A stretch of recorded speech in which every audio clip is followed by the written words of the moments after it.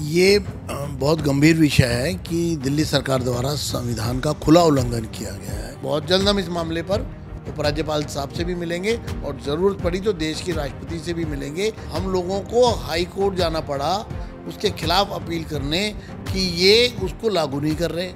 Delhi BJP की ओर से दिल्ली सरकार पर दिल्ली में छठी वित्त आयोग का ना गठन किए जाने को लेकर तमाम आरोप लगाए जा रहे हैं। इसी बीच रोहिणी से बीजेपी के विधायक विजेंद्र गुप्ता ने एलजी साहब को भी एक पत्र जारी किया है और उस पर संज्ञान लेने को कहा है। इसी पर हमारे साथ बातचीत करने के लिए मौजूद हैं रोहिणी से बीजेपी विधायक विजेंद्र गुप्ता जी। उन्हीं से जानने की कोशिश करते हैं क्या कुछ पूरा ये मामला है।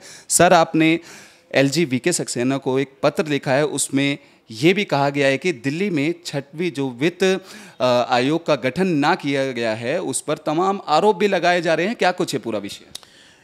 ये बहुत गंभीर विषय है कि दिल्ली सरकार द्वारा संविधान का खुला उल्लंघन किया गया है और जो वित्त आयोग गठित होने के बाद उसकी रिपोर्ट लागू करने की जो अंतिम तारीख थी वो 1 अप्रैल 2021 थी।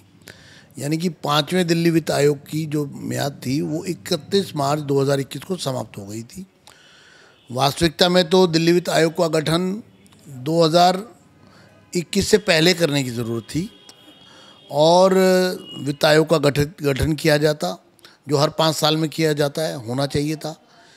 और ये भारत के संविधान के 73वें और 74वें संशोधन का हिस्सा है। 243I के अनुसार जो नगर निगम होती हैं किसी प्रदेश के अंदर, उन नगर निगमों को वित्तीय संसाधन जुटाने के लिए दिल्ली वित्त आयोग का गठन होना था। ऐसे हर स्टेट फाइनेंस कमीशन हर स्टेट में गठित किया जाता है सरकार द्वारा और वो अपनी रिपोर्ट देता है कि ये नगर निगमों की वित्तीय स्थिति क्या है और इनको कितने वित्तीय संसाधनों की आवश्यकता है अपनी मूलभूत जिम्मेदारियों को, अपने जो ऑब्लिगेशंस हैं, जो इनके ऑब्लिगेटरी फंक्शंस हैं, उनको पूरा करने के लिए इनके पास जो वित्तीय संसाधनों में जो कमी आ रही है उसको सरकार दे। 5वां वित्त आयोग जब गठित किया गया था तो उस समय कॉरपोरेशन ट्राइफरकेटेड थी, यानी विभाजित नगर निगम थी, 3 कॉरपोरेशन थी और उसी को स्टडी किया गया था। उसी के अनुसार उसकी रिपोर्ट बनी थी और उसी रिपोर्ट के आधार पर 3 नगर निगमों को पैसा दिया जाता था। बहुत ही अजीब स्थिति है कि अब तो नगर निगम यूनिफाइड है, एकीकरण हो चुका है, एकीकृत है और अभी भी विभाजित नगर निगमों के लिए जो रिपोर्ट आई थी उसको जारी किया जा रहा है। ये भी संवैधानिक वाले, ये पूरी तरह ये भी संविधान का उल्लंघन है। ये सरकार लगातार संविधान का उल्लंघन कर रही है। चौथे वित्त आयोग की जब रिपोर्ट आई थी तो इन्होंने उसको सदन के पटल पर रखा केजरीवाल सरकार ने और पटल पर उसको अप्रूवल दे दी, यानी कि उसको पूर्ण रूप से मान लिया गया। लेकिन जब उसको लागू करने के लिए पैसा देने की बात आई तो इन्होंने चौथे वित्त आयोग की रिपोर्ट के अनुसार जो उसको सरकार ने अपनी मोहर लगा दी सदन के पटल पर विधानसभा में, उसको लागू ही नहीं किया।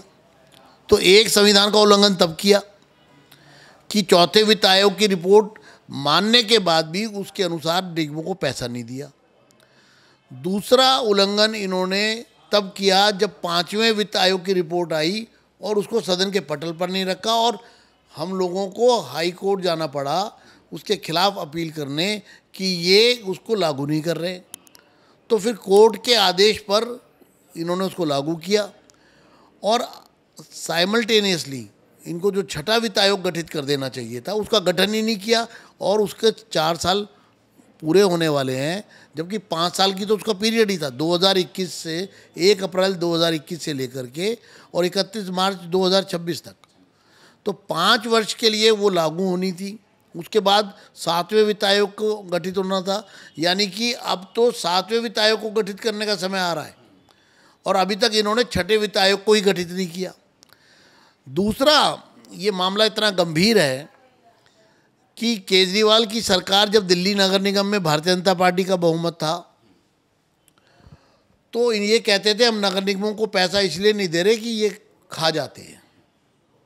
झूठ बोलना भ्रष्टाचार के नाम पे और नगर निगमों को प्रताड़ित किया गया जिसका कोई आधार नहीं था, और झूठ फैलाया, और खुद मुख्यमंत्री ने इसको लेकर के तरह तरह की बयानबाजी की और नगर निगमों को पूरी तरह से बंधक बनाया।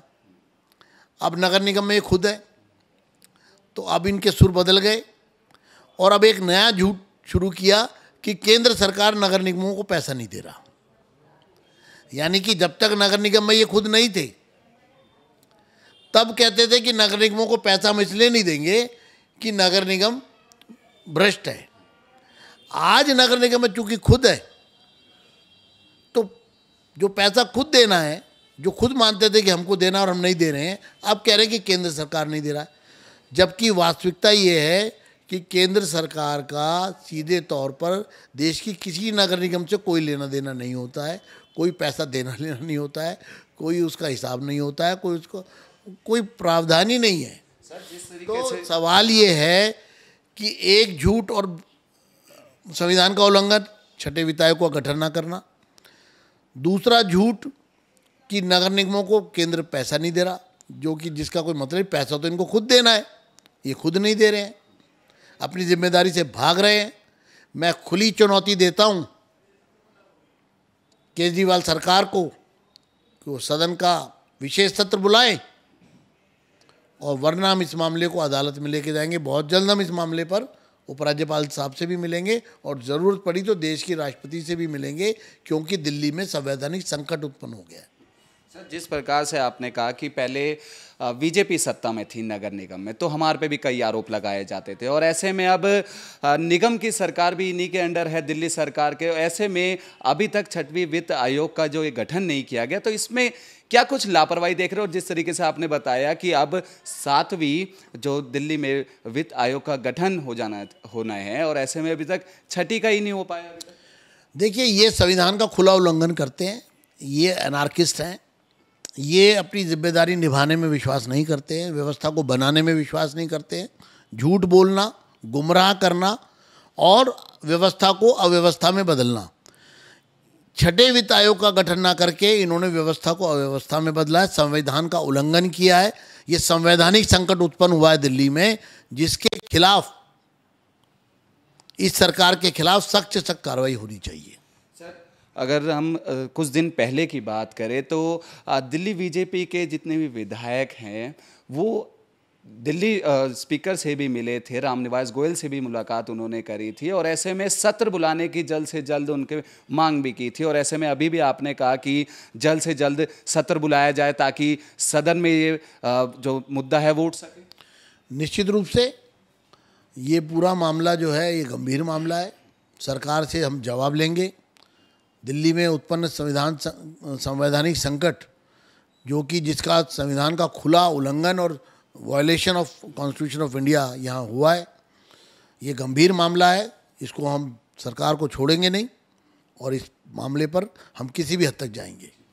तो बिल्कुल, ये थे हमारे साथ बातचीत करने के लिए मौजूद रोहिणी से बीजेपी विधायक विजेंद्र गुप्ता जी, जिन्होंने साफ तौर पर दिल्ली सरकार पर दिल्ली में छठवीं वित्त आयोग का गठन ना किए जाने को लेकर तमाम आरोप लगाए, और इस विषय को लेकर उपराज्यपाल वीके सक्सेना को भी इसमें लेटर लिखा है और हस्तक्षेप करने की मांग की है।